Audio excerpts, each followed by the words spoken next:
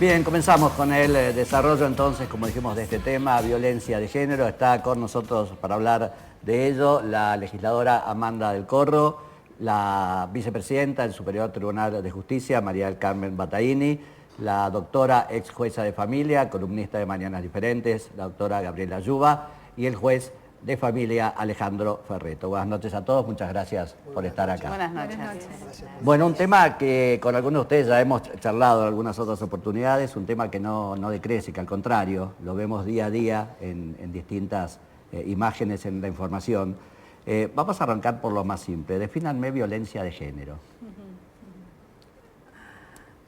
Bueno, entendemos entonces por violencia de género toda acción o omisión realizada por el varón sobre la persona o los bienes de la mujer, basado en estereotipos que profundizan la desigualdad en los roles culturales y sociales del varón y la mujer. Está también acompañada de violencia del tipo física, psicológica, también la violencia económica o patrimonial, violencia sexual y toda acción, omisión o acto del varón que ponga en peligro la seguridad personal de la mujer. Esas serían las clases de violencia que tenemos. Digamos, conceptualizar nunca es bueno, sí. Pero es el concepto que da la Convención de Belén do Pará. También tiene una conceptualización nuestra ley provincial 1022 y la ley nacional 26485. Después, en el artículo 5 y en el artículo 6, la ley nacional 26.485 define en el artículo 5 los tipos de violencia, como tipos, las que mencionábamos, Marcelo, violencia física, psicológica, violencia sexual, violencia patrimonial, entre otras, y las modalidades son la violencia doméstica, de la que tenemos recientemente sancionada a finales del año pasado, la ley provincial 1022, la violencia laboral, la violencia obstétrica, la violencia simbólica, exactamente, y justamente la violencia mediática, que es algo que hoy vemos tan a menudo y lamentablemente debemos poner la atención sobre la función de los medios de comunicación social en la estigmatización y en la profundización de los estereotipos de la mujer en una mirada que en la forma de la mujer. Claro, al transmitir los hechos,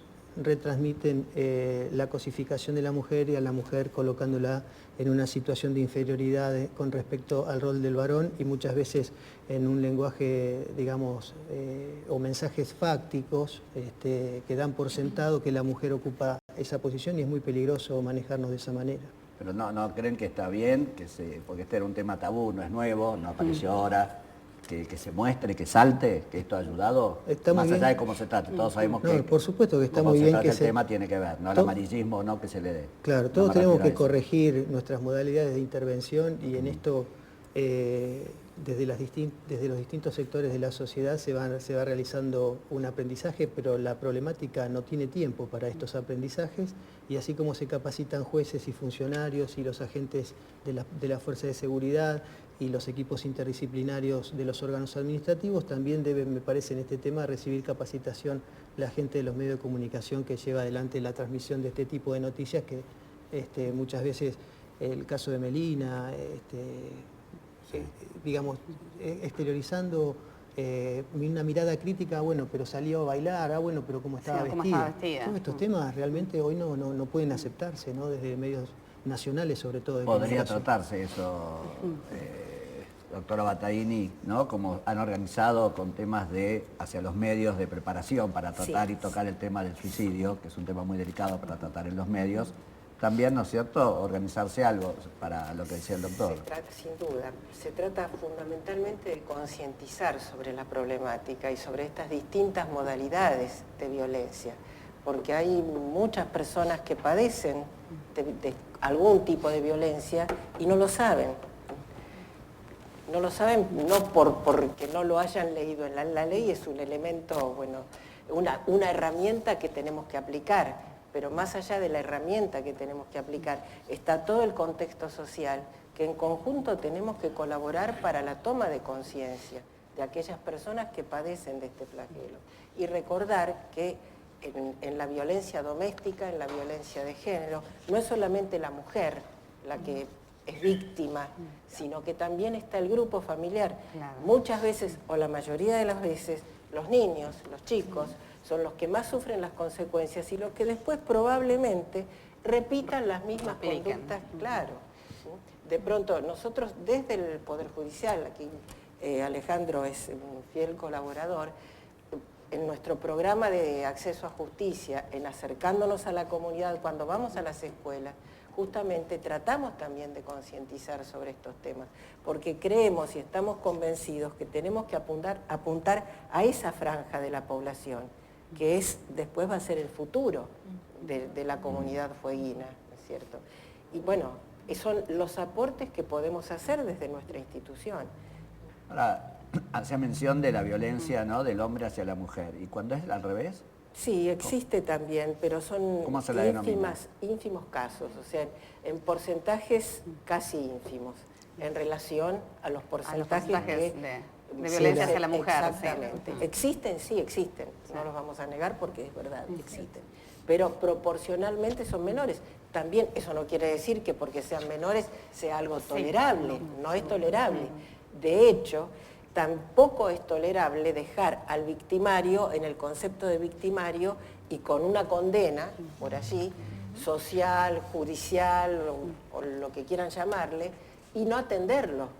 Por eso también deberíamos pensar algún contexto, algún espacio donde se atienda a los victimarios.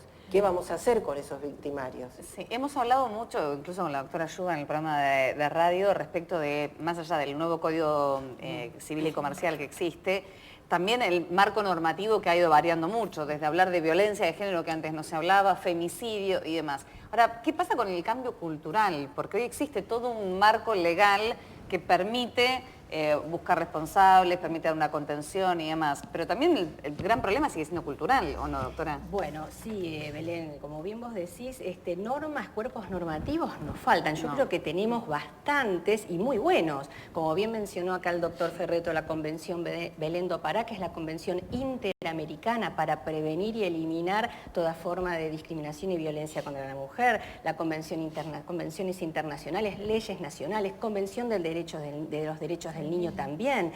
Es decir, Constitución Nacional, con todos los tratados internacionales de derechos humanos. Ahora, ¿cómo es este cambio cultural? Y bueno, es un poco tomando lo que dijo la doctora Bataín y lo que hemos conversado con la legisladora fuera de cámara, esto de concientizar y de realizar actividades de educación y capacitación.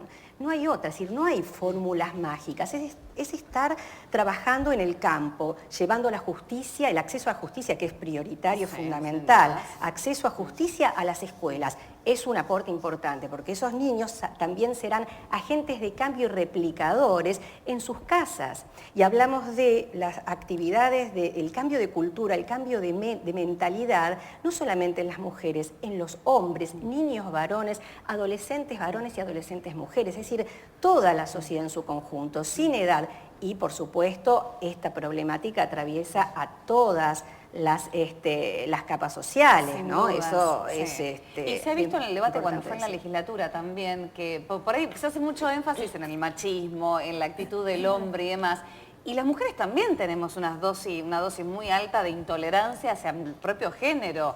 Esto de cuestionar y mirar la pollera que tan corta y que el escote. O sea, también tenemos las mujeres que hacer una reflexión. Y en definitiva, además, somos quienes educamos después a los hombres, ¿no? Todo hombre que ejerce la violencia tuvo madre en algún momento. Sí, lo que manifestó la senadora Alperovich recién la semana pasada, ¿no? Sí, por eso a mí me parece muy interesante el proceso que se ha dado, la discusión que llega a plasmarse en textos de ley, porque esa discusión pone y visibiliza algo que hemos dicho acá, es parte de la cultura, de comportamientos y patrones de comportamientos socioculturales que tienen raigambres muy profundas. Estamos hablando de cómo somos en términos culturales en una sociedad históricamente patriarcal que tiene estas manifestaciones en las formas de los vínculos y de las relaciones y sobre todo de las primeras relaciones.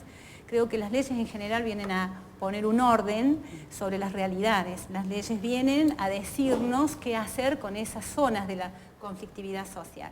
Eso no quiere decir, como se dijo aquí, que a partir de una ley la realidad cambie. Claro. Entonces hay Ya mucho está trabajo, terminado el pero sí trabajo. creo que ha sido muy importante el debate que lleva a esas leyes, todos los marcos nacionales, internacionales y nacionales que se han dado en estos diría, muchas décadas, porque ha permitido a través de la palabra visibilizar esas situaciones que al no ser nombradas y no estar nombradas en los textos, en los corpus legislativos y normativos, hacía muy difícil también la intervención desde otras participaciones de la sociedad y también del Estado. Entonces, hablar hoy de violencia de género son 3 vocablos que no existían antes, pero que hoy hacen referencia directa a una conflictividad social que antes estaba como difusa, ni siquiera se la nombraba. Pero por eso, cuantitativamente, ¿hay más casos o se habla más del Yo creo tema? que se habla con mayor precisión. Se visualizan, ahora se Entonces, visualizan. que se ha podido visibilizar los tipos de violencia, Claro. se ha podido sancionar respecto de esos tipos, pero Porque hoy creo hablamos que de eso es femicidio, solo- que lo que antes era homicidio simplemente. Hoy ya tiene otro nombre Un agravante. propio. Hoy es, Claro. claro, es un agravante. Por la condición de Por ser la condición mujer. de ser mujer. Sin embargo, creo que si estamos hablando que son patrones socioculturales, entonces hay que trabajar desde la construcción de esos patrones socioculturales, donde ha habido en estas relaciones de poder preeminencia de varones sobre mujeres, en el ámbito laboral, familiar, profesional, histórico, en cualquier ámbito de relación entre géneros ha habido una relación de más poder del hombre sobre la mujer, y esos patrones socioculturales hay que remontarse al origen, ¿dónde está? En la educación, en cómo son las formas de esos vínculos en las primeras relaciones familiares. Decías recién, Belén, somos las mujeres que educamos a esta sociedad de varones y mujeres.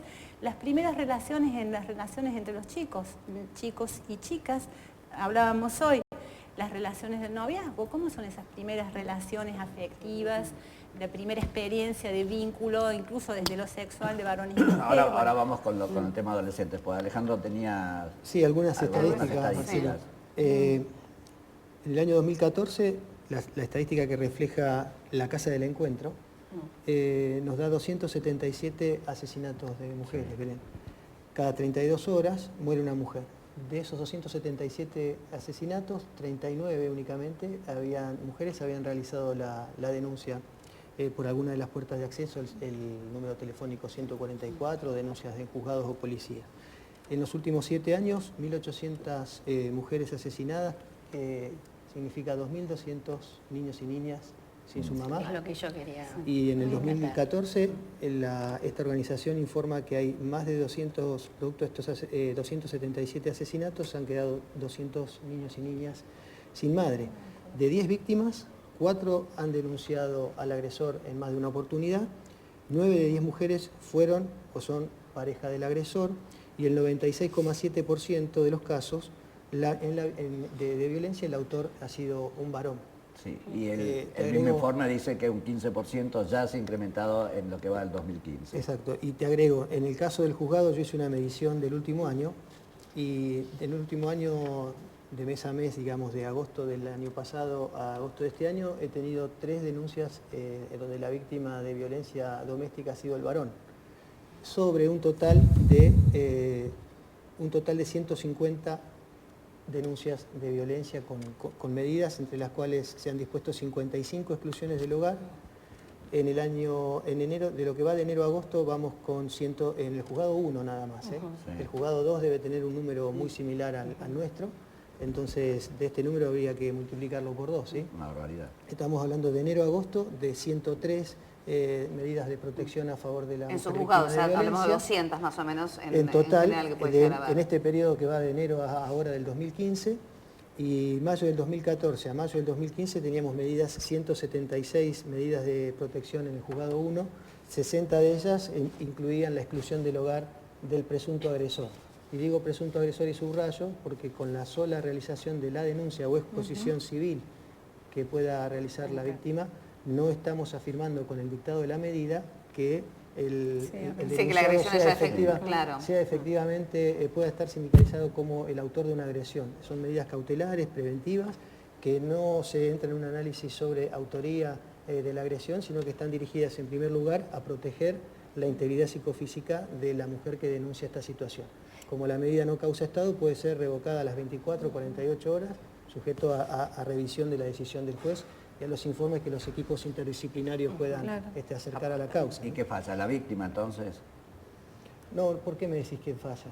Cuando va, o sea, al no hacer la denuncia o al hacer la denuncia a medias, porque en la mayoría de los casos, según los informes que hemos leído, había denunciado antes, había anunciado ya, había sido víctima. En el último caso de esta semana. No te había entendido, pero... En el último caso que vimos esta semana, esta mujer que por un caso de plata, de una indemnización de 6 millones de pesos, estaban discutiendo, venía anunciando, venía declarando, venía denunciando todo lo que sufría. ¿Y qué pasa ahí?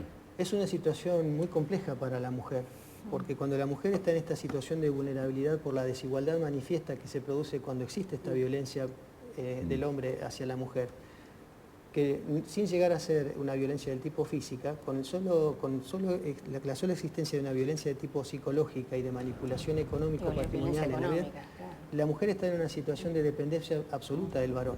Y esto es lo que, donde es difícil penetrar en la intimidad de la familia, de esa pareja, ya sea matrimonial o de unión convivencial, para poder ayudar a la mujer a empoderarse y a tomar decisiones que privilegien en primer lugar, digamos, su propia persona para poder volver a equilibrar esta relación que está absolutamente desequilibrada y desquiciada en su perjuicio. Si me permitís, Marcelo, tomando un dato que mencionó acá Alejandro, vos decías, Alejandro, que de 10 personas, de 10 mujeres, 4 habían hecho la denuncia. Entonces yo me pregunto, estas personas que no hicieron la denuncia, ¿era porque no pudieron, no sabían a dónde ir? Es decir, a mí me gustaría, en una de esas después, uno que tendría que ahondar, tendríamos que ahondar, o los distintos organismos, ¿qué es lo que pasa con esto? Es un poco lo que hablábamos con la doctora Battaini.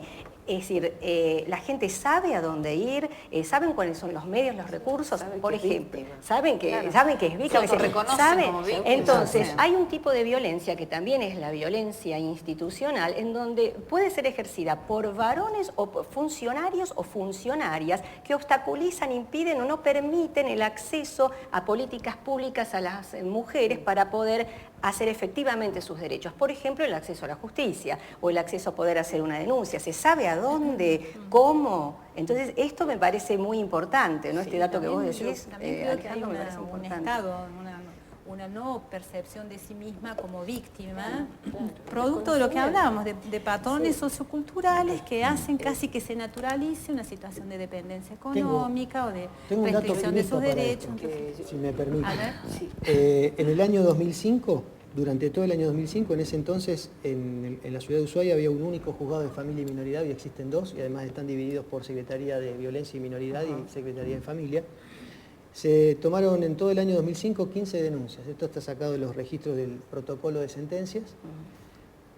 15 denuncias durante todo el 2005 contra 150 de uno solo de los juzgados. Estamos hablando de 15 denuncias en un año contra 300 si sumamos los 2 juzgados hoy. Es decir, hay un cambio cultural, hay un cambio social, hay un conocimiento, una transmisión en la ciudad de Ushuaia. Estamos hablando, se conoce que se debe trabajar más para difundirlo más. Sí, seguro, siempre es Por bueno. supuesto. Las puertas de acceso, ¿cuál es la puerta de acceso que para mí es primordial el rol y sería, digamos, un error, con todo respeto y humildad lo digo, un error político, no sé si esto está en la agenda de algún político o no, que dejara de funcionar la comisaría de familia. Con todas las críticas que se puedan hacer, que yo escucho, digamos, desde organizaciones sociales intermedias, desde colectivas, feministas, y que a nosotros la crítica nos enseña a poner la mirada sobre lo que es necesario cambiar, yo no quiero dejar de reconocer la colaboración y la buena predisposición del personal de la comisaría de familia, de los equipos interdisciplinarios que muchas veces trabajan fuera de horarios, poniendo dinero de su bolsillo para acudir en auxilio de situaciones realmente muy críticas. Y termino con esto, Marcelo. Es decir, la comisaría de familia es la puerta de acceso que a nosotros nos levanta el teléfono a las 2 de la mañana el secretario en turno. El secretario de familia en turno se comunica con el secretario del juzgado penal para no superponer medidas, y de acuerdo a la índole de la denuncia habrá una intervención del juzgado penal. Y déjame aclarar esto, no siempre la denuncia de la mujer víctima de violencia significa la intervención del juzgado penal. puede no haber lugar a un delito y sí lugar a una intervención del juez civil o juez de familia para tomar medidas de protección sin que exista posibilidad de denunciar un delito. Entonces, esto el personal de la Fuerza Policial Provincial lo tiene. Nosotros hacemos reuniones en las semanas previas a entrar en turno con el comisario de familia, con la comisaria de familia, y mañana la Comisión 5 de la Legislatura, Amanda, si querés transmitirlo vos. No, lo hacemos en el próximo bloque porque me Ok. toca ir a un corte. María, ¿querías agregar algo de lo que habían dicho recién? No, justamente que se ha concientizado mucho la diferencia justamente numérica de 15 a más de 100, Sí. justamente es porque se concientiza. ¿Cómo se concientiza? Bueno, con educación. Y los medios de comunicación tienen un rol muy importante, mucho más importante que el que nosotros podamos hacer desde nuestras propias áreas, porque ustedes entran a todas las casas en el momento justo, en el momento ideal. Entonces, ese es la ayuda, el aporte que pueden hacer los medios. Vamos a seguir charlando, queda mucho todavía por hablar. Nos estamos